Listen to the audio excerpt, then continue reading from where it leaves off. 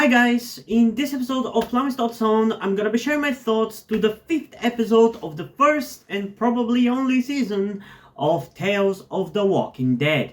This episode is called Davon, or what I personally have decided to call it, Mercy, because like I mentioned in pretty much every one of these reviews for Tales of the Walking Dead, it was lazy of them to not name the episodes with something more meaningful other than the stupid names of the characters.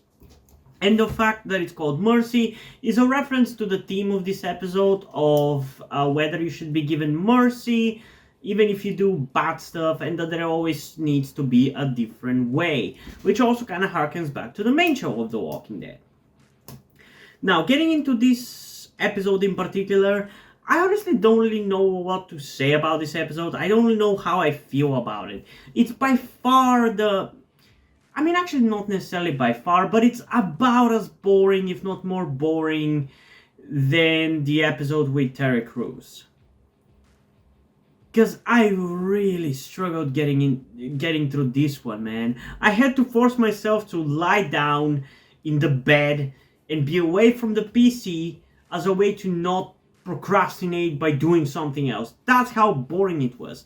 And the fact that for the next episode I didn't have any of that issue and I had a lot of fun even watching it just goes to show how bad this episode was, and it wasn't just a Tales thing, or I just wasn't really interested in watching any of these episodes on this particular day. No, this episode was just fucking boring. And I think it's not inherently a bad episode. I think the concept, like all of these concepts of this show, is fine. I kind of like the mystery. It would even work as like a proper Tales of the Walking Dead episode, aka like what I wanted Tales of the Walking Dead to be like. I feel like it would work as a murder mystery in the zombie apocalypse. But the thing is, it was so slow and uneventful for so much of it. It only started to get interesting once he was captured and he was potentially gonna get killed. That was where I actually started to be able to enjoy it and keep watching without clicking away from the screen and going on Reddit or something. Because that's how boring this episode was. And there's literally nothing to really talk about in the beginning of the episode. Outside of, I guess, some of the really cool visual stuff, and I guess the really cool way they had the walker that the main character of this episode was handcuffed to. Even though it was like a walker, they still had them like have the walker talk to him because he had hit his head, so he was hallucinating. A lot of that excuse is used in Tales of the Walking Dead, I feel like, but whatever. So that was kind of interesting, but to be honest, like I said, the story is not necessarily bad. I feel like the execution is, though. And the only reason that I feel like I even had a remote engagement with this episode is because relatively recently I watched a cool horror movie that already had this kind of vibe with a mystery. So I was already kind of familiar with this kind of vibe, so I was kind of already into it. And if you're curious what movie I'm talking about Paranormal Activity Next of Kin.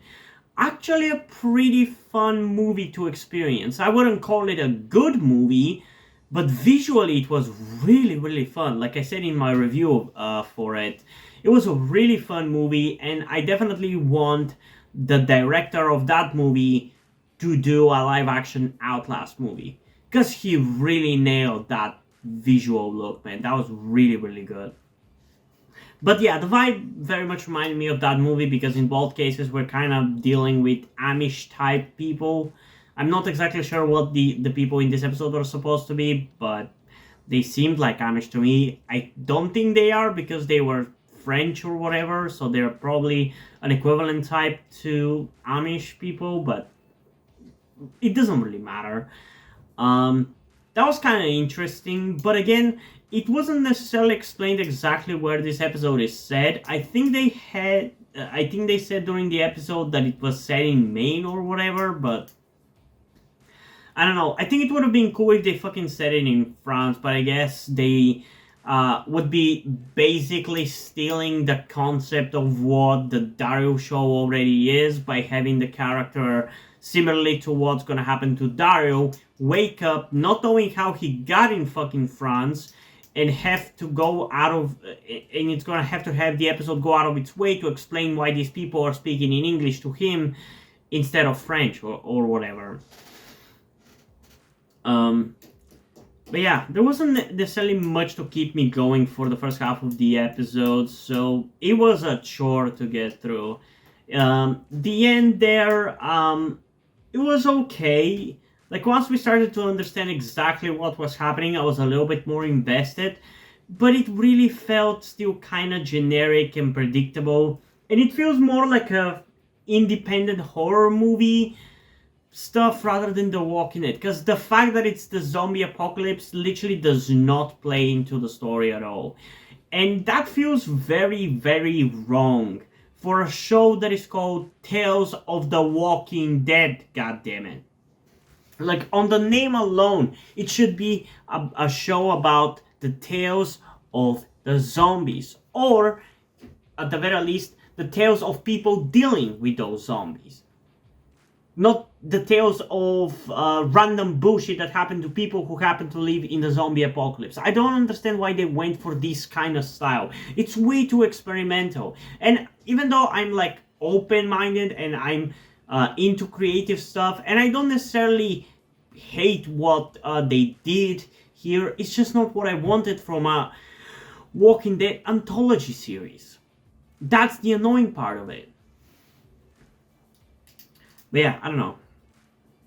Once we found out who was actually like responsible for the crime that the main character of this episode was being blamed for, it devolved into typical stuff. I mean, there's just not much to say, so let's just get into the notes, because I feel like there's some more things there, especially at least one line that I remember writing down. So the first thing I wrote down is, does he not have a leg? Because the character didn't actually have a leg, and that's pretty much the biggest way that it being a zombie apocalypse plays into the goddamn story. In no other way does it do that. And it's annoying. It's annoying. The next thing I've written down is, this is so creepy and funny. I'm pretty sure that's in reference to the walker that was kind of talking to him, because like I said, he had banged his head, so he was hallucinating stuff, and the way it was portrayed was both kind of creepy and funny, and I like that. Next thing I've written down is, wait, didn't he kill the walker? Which is in reference to the fact that when we first meet this guy with his memory loss, he is attacked by the walker that he's handcuffed to, and he puts it down, or at least it seems like it. But then throughout the rest of the episode, or at least the first half of the episode, as he's sneaking around and trying to find out what the hell happened, he walks around a bunch of places with the walker obviously walking behind him because he's still handcuffed to it. And yet, when he finds a hacksaw, he just cuts off the arm and the walker falls to the ground. Which makes me think that the walker was already dead. He was carrying it and was just hallucinating it, talking and walking behind him. Which is, at this point, starting to get really annoying, how much stuff have to be explained by the characters just simply hallucinating. Like, at that point, why did you fucking make it like that? It's just so infuriating. Next thing I've written down is, are these Amish people? So they are kind of like Amish, or like The Village, which I think is a pretty good comparison. I feel like that's kind of the thing that they were going for, or I feel like they maybe should have been going for. It could have been really cool to have Amish people have to deal with the zombie apocalypse, and have a situation where, just like in The Village, they do not believe... like, they believe a lie about the outside world when there's actually a threat out there that they don't know about. I believe in The Village, the twist there, spoiler alert, if you don't want to hear the twist, skip this video, I guess. But in the village, I believe the twist is that it's modern times, and yet those people are still living as if it's like the 1800s or something. So some kind of twist like that could have been a really cool take for a Tales of the Walking Dead episode, and it wouldn't have even had to include walkers necessarily, if you didn't want to, like for all of these episodes, which basically have no connection to the Walking Dead universe, but it could still have worked as an actual tale of the Walking Dead, like a tale of how these people realized that there was a zombie apocalypse happening. That could have been really cool. Yeah, I don't know. Next thing I've written down is, man, the cinematography is so cool, and I think this is in particular set for one of the shots halfway through the episode of like raindrops hitting the ground. That was really cool, and that whole scene just was so cozy, and I really liked it. Like, I'm a huge sucker for rainy days and stuff. Rain is such a good atmosphere. For me, I love it so much. The next thing I've written down is fucking white people, man. And that is in reference to how all of the people in this episode who are attacking Davon, or Davon, or whatever his name is, or how you're supposed to pronounce it, every single person in that community is white, and they are ready to lynch the first black guy that joined their community. But then at the end of the episode, when they find out that the actual murderer of kids was a teenager, it takes a little bit until they decide to kill him, and then they don't go about screaming monster, monster, monster. They just do it and they're done with it. Like, they don't glorify the fact that they've killed him, you know, the way they were glorifying it with Davon. And it's fucking white people, man.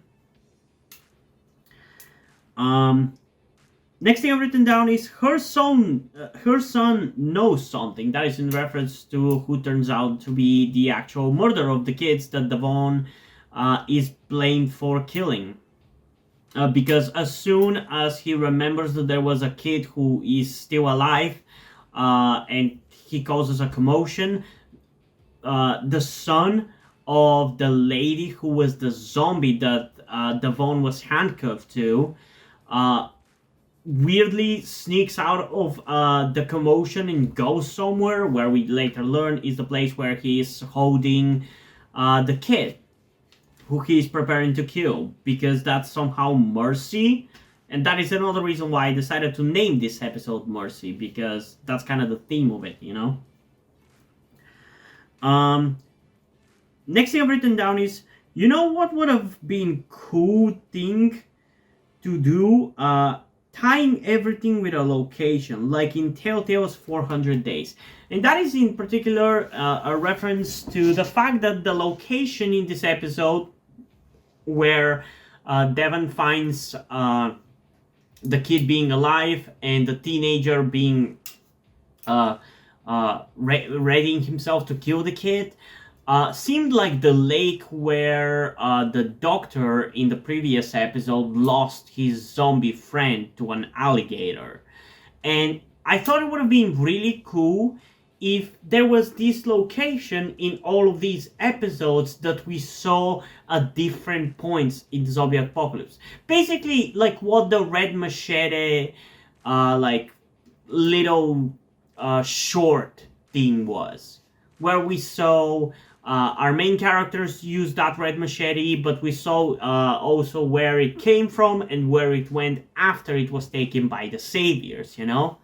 That could have been something cool that they could have done with Tales of the Walking Dead to still tie it together. Maybe it would have restricted the episodes that they could have done, because in this alternate universe, I would have preferred if they did some episodes in like France or Australia or Japan or something, and then having to tie it to one location wouldn't work.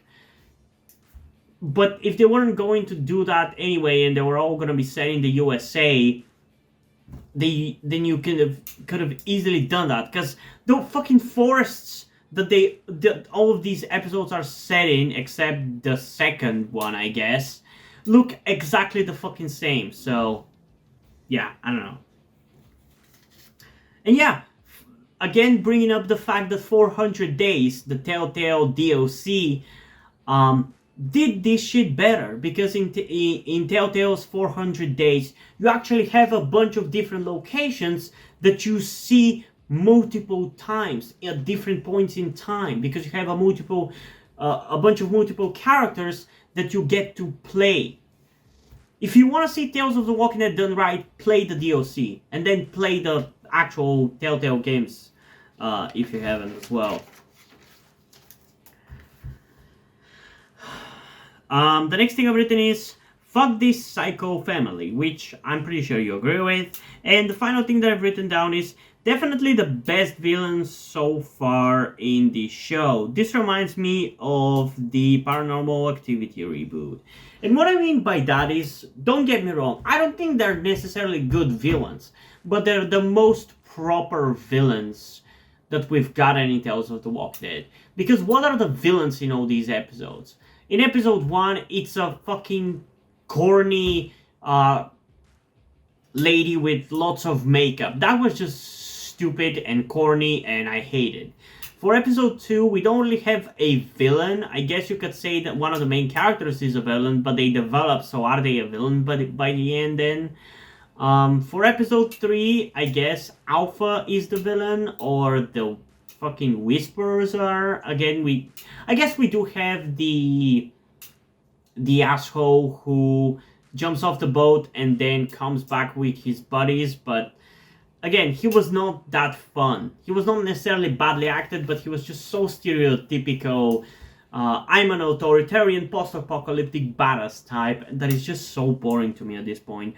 Whereas this at least had a little bit more substance to it, and it had the most substance. Even considering the next episode, which I can't wait to talk about, I still think it's probably the best villain, because it's the most Walking Dead-esque villain, who is some kind of psychotic and does things that they feel like it's justified. Like, I feel like it fits with the Walking Dead universe, you know? But yeah, there's just not really much to talk about with this episode. The story itself, it's fine, but it was just boring to see through. It wasn't exciting, and yeah, I just don't really know how to feel about this one. I don't necessarily hate it, but I also don't like it either. So, in terms of a rating for this one, I think I'm going to go with a 6 out of 10. Is that low? I don't know. It could be an 8 out of 10 as well. It's somewhere between those things. I just don't really know how to feel about it, because there's not much to latch onto when it comes to this episode. The things that I like, I don't necessarily like that much. And the things that I hate, I don't necessarily hate that much. I'm just kind of indifferent to this episode, ultimately. The thing that annoyed me about it the most, it was just how boring it was for the first half. And by the second half, it didn't necessarily get that much better in that regard, so yeah, I don't know. That's kind of how I feel about this episode. But I am curious, how do you guys feel about this episode? So comment your thoughts down below and let's have a discussion about this. And also, before we end this video, I just want to give a huge shout out to my currently 9 patrons on Patreon. Omar Bridgman, Deadpool, Corby Dead, Hotshot Ninja, Edzap123, Soap93160, Theo Rose Gelatly, Casey McNatt, and Alex C0520. Thank you guys for your support. I really appreciate it. It really means a lot to me. If you have decided to support me, if you've continued to support me for such a long time, hope you continue to enjoy my content and continue to support me going forward. Thank you very much. And yeah, hope you guys enjoyed this video, and if you did, please leave a like, subscribe. Also, check out the link in the description to my Wattpad, where I post my stories, because in addition to doing all these videos on my channel, I'm also a writer. And if you don't enjoy my stories or simply enjoy my videos, you can head over to my Patreon or to my Ko-fi account, where you can pledge support and help get the channel going, help support me so I can keep writing stories you enjoy. But if you don't want to do it, that's completely fine. You can still help me out in other ways, like liking this video, subscribing to the channel, and especially sharing this video with somebody who you think might enjoy it. And I think it's pretty much it for this video, so hopefully I'm gonna see you in the next one. Bye!